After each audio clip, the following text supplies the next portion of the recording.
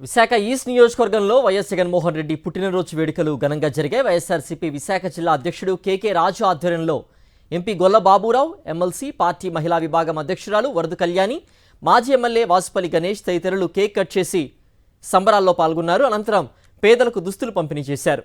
YS Jagan పుట్టినరోజు సందర్భంగా కేకే రాజుతో పాటుగా వైఎస్ఆర్సీపీ శ్రేణులు రక్తదానం చేశారు.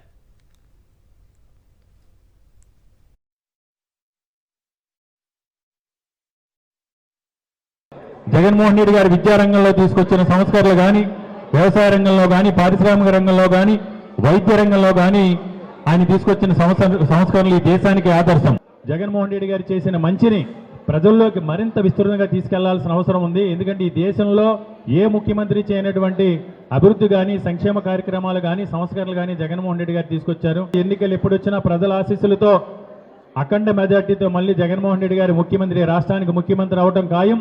రాబో రోజుల్లో దేశ రాజకీయాలను కూడా శాసించే విధంగా జగన్మోహన్ రెడ్డి గారికి శక్తిని, యుక్తిని, బలాన్ని ఆ భగవంతుడు ప్రసాదించాలని మనస్ఫూర్తిగా ఆ భగవంతుని ప్రార్థిస్తూ జగన్మోహన్ రెడ్డి గారికి మరొకసారి జన్మదిన శుభాకాంక్షలు.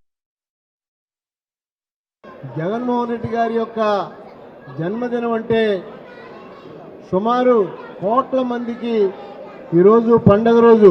ఈ రాష్ట్రంలో ఇటు వైద్యం కానీ, ఇటు విద్య విషయంలో కానీ, వ్యవసాయపరంగా కానీ లక్షల కోట్ల రూపాయలు ఖర్చు పెట్టి మరి పేద ప్రజలందరికీ కూడా వారు బ్యాంకుల్లో వేసినటువంటి ఏకైక ముఖ్యమంత్రి ఈ దేశంలో కాదు ప్రపంచంలో ఎక్కడ ఎవరు కూడా లేరనటంలో ఏమాత్రం కూడా సందేహం లేదు.